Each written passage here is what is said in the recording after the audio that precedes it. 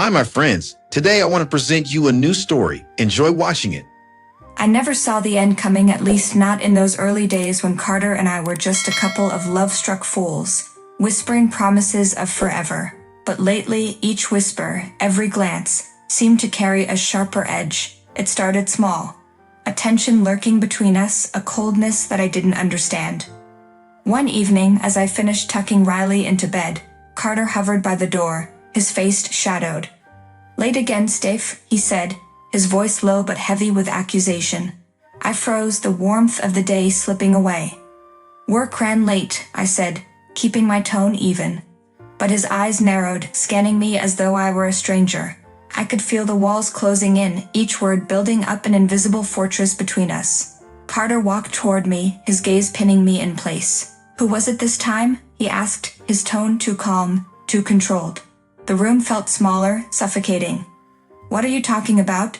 I said, forcing a laugh. But inside, fear twisted tight. "Come on, Carter." "I was at the office."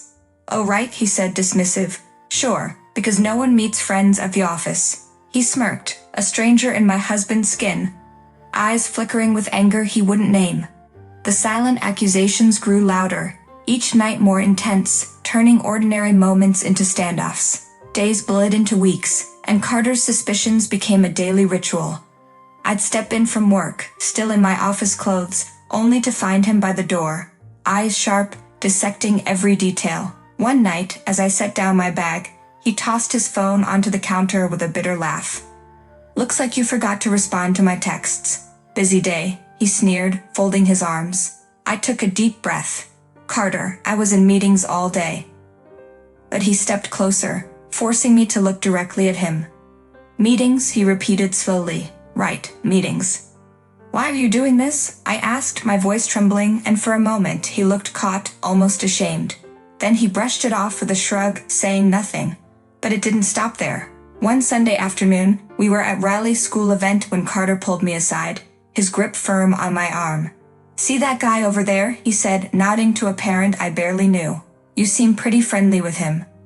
My patience snapped. "Carter, he's a dad from Riley's class. This is ridiculous." "Is it?" he hissed, his eyes flaring. "Maybe it's not as ridiculous as you think." I pulled my arm free, the sting of his words settling into my chest. That night, alone in our room, I stared at the ceiling, wondering how we'd become enemies under the same roof. Then one morning, as I poured coffee, he leaned in close, his voice almost a whisper. "I'll find out, Stephanie. Sooner or later, I will." I looked up, meeting his cold gaze. The man I'd once loved was gone, replaced by someone I couldn't recognize. That was when I felt it, the bitter sting of a truth I couldn't deny. Our love, once warm and strong, was slowly dying. And in its place, a new tension brewed, ready to break us apart.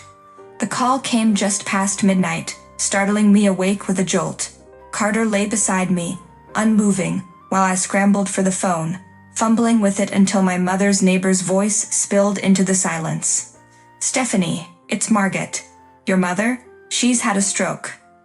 In an instant, the room felt icy. I whispered a quick thanks and hung up, my mind racing through 1,000 fractured thoughts. Carter opened one eye, muttering groggily, "What now?"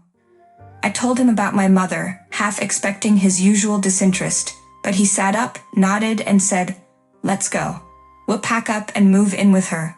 The decision felt rushed, but the next day we packed our bags and moved to my mother's place. She was weak, barely able to lift a spoon to her mouth. The doctor gave me a long list of care instructions, most of which fell on me. Carter's help was sparse at best. Days turned into weeks, and I became trapped in a rhythm of constant care. Early mornings began with checking her medication, helping her out of bed, and carefully monitoring every small improvement. Carter offered support now and then, but it was inconsistent, a mere gesture in the vast effort required. One evening, after another long day, I found Carter sitting in the living room, his gaze fixed on the television. I sank into a chair beside him, exhausted. "Carter, I could really use a hand. I can't keep up like this alone." He turned to me, his eyes narrowing. "I'm working all day too, Steph. You think I can just drop everything?" "Working?" I tried to keep my voice steady. "You've been home early every day this week." Carter's face twisted with irritation. I didn't sign up for this. Your mom's needs are, well, they're more than I expected. We didn't agree to be her nursemaids. I sat back, words caught in my throat, a mixture of frustration and disbelief. This is my mother, Carter. She doesn't have anyone else. He scoffed, getting up. Yeah, well, I didn't sign up to be ignored either. That night, the walls seemed to close in on me. I felt more alone than ever, Carter's presence more of a reminder of what was crumbling between us. As I checked on my mother one last time before bed, I couldn't shake the thought. I was truly on my own in this. Just before dawn, I heard my mother's faint voice calling out. I rushed to her side, helping her sit up as she clutched my hand, her grip surprisingly strong. Stephanie, don't let him make you do this alone, she whispered, her eyes tired but knowing. I nodded, squeezing her hand back, though I couldn't bring myself to tell her how strained things had become with Carter. I was holding on for her, trying to balance everything. But beneath it all, I knew. My mother might be the one needing care. But the burden of holding us all together had fallen squarely on me, and Carter was slipping away, inch by inch, leaving me to face the weight of it alone. I arrived at the apartment unannounced. It had been on a whim. A gut feeling, really, that urged me to go. Carter hadn't been home much recently, always with some excuse about late meetings and extra hours at work. But as I turned the key and pushed the door open, I knew in my bones I was about to see something I wasn't prepared for. The unmistakable sound of laughter floated down the hall, followed by a woman's voice, low and intimate. My heart raced, and my steps became instinctive, moving toward the sound. There, in our living room, on the very couch we picked out together, Carter sat with a woman I'd never seen before, her hand tracing patterns across his arm, his face alight with the kind of smile I hadn't seen in years. Carter looked up as I stepped into the room, and for a split second, I saw guilt flash across his face. But then, as quickly as it appeared, it vanished, replaced by a cold, unapologetic stare.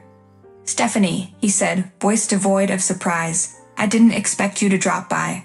I felt my throat tighten, anger surging up with a force that took me by surprise. Drop by, Carter, this is our home.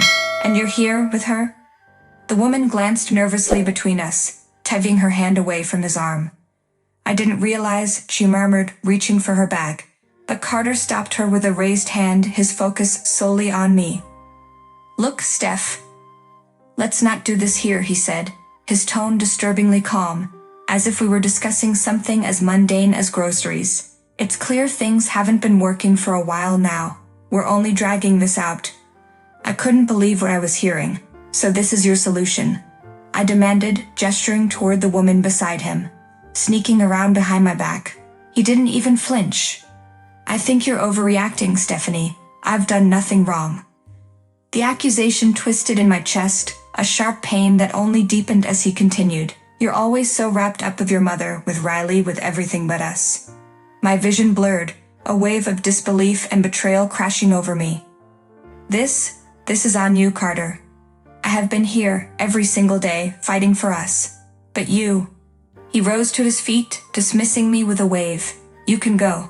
This conversation is over.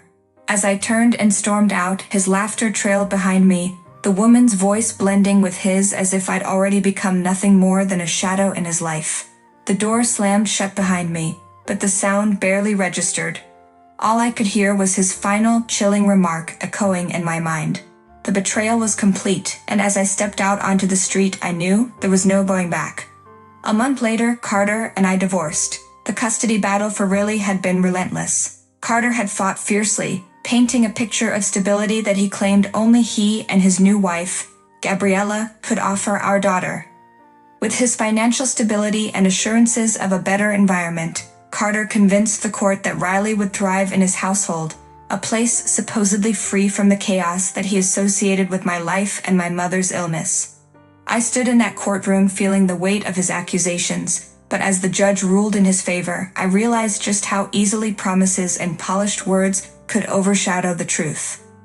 When the court granted him custody, my heart shattered, but I held on to the hope that Riley's love for me would withstand the distance. Yet, as the days passed, I watched that hope wane.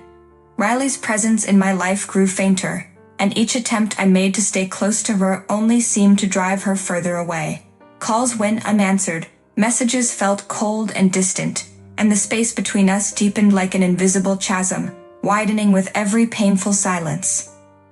Then one evening, after several weeks of strained communication, I finally received a message from Riley that broke me. "Mom, I just need some space. Please don't call me so much." I read and reread her words, feeling a profound sense of loss I hadn't known was possible. Desperation clawed at me, but I resisted the urge to reach out, fearing it would push her even further away. All I could do was wait and hope, wondering if my daughter's heart still held a place for me. As more time passed, Riley seemed increasingly absorbed in her life with Carter and Gabriella. Her laughter, her stories, her everyday moments were now memories shared with them, and I was left as little more than a fading figure in her life. I wondered what she was being told, what whispers might be shaping her view of me. With each passing day, my fear grew that I was losing her entirely, a fear that only tightened its grip when weeks turned into months without a word from her. The silence was excruciating, yet I clung to the hope that one day, Riley would come back to me. However, Riley blocked my cell phone number. Late one evening, just as I was beginning to lose hope of ever closing the distance between us, there was a knock at the door. When I opened it, there stood Riley, soaked from the rain, eyes red and swollen. She looked fragile, broken, the usual spark in her eyes dimmed by some unseen weight. Without a word, I pulled her inside, wrapped her in a towel, and held her close, heart aching as I felt her tremble in my arms. We settled on the sofa and Riley, after a long silence, began to explain. "Mom," she whispered, voice thick with emotion, "Dad and Gabriella, they're different now. Since the baby came, they don't have time for me. Everything I do is wrong. They only care about him." Her words grew more strained as she recounted how her father and Gabriella would snap at her for the smallest things, as if her presence alone was a nuisance. "I just wanted to be part of their family, but now I feel like an outsider." Then, with a trembling hand, she pulled out her phone. "I recorded one of the arguments. I thought maybe you should hear it." I hesitated but really pressed play, and the room filled with the harsh voices of Carter and Gabriella, berating her, dismissing her feelings, and accusing her of selfishness. The recording ended, and I felt a surge of anger, heartbroken that my own daughter had to bear the weight of such cruelty. "Riley," I said softly, holding her hand, "you don't deserve this. You're worth more than they're making you feel." She looked up at me, tears brimming in her eyes, and for the first time in what felt like years, she let me hold her without any reservations. I knew then that I couldn't let her go back to that life. She deserved better, and I would fight to give her the home she needed. At the custody trial, Riley presented the tape recording from her phone of her father and his wife yelling at her. As a result, the court decided to keep Riley with me, her mother, where she finally belonged.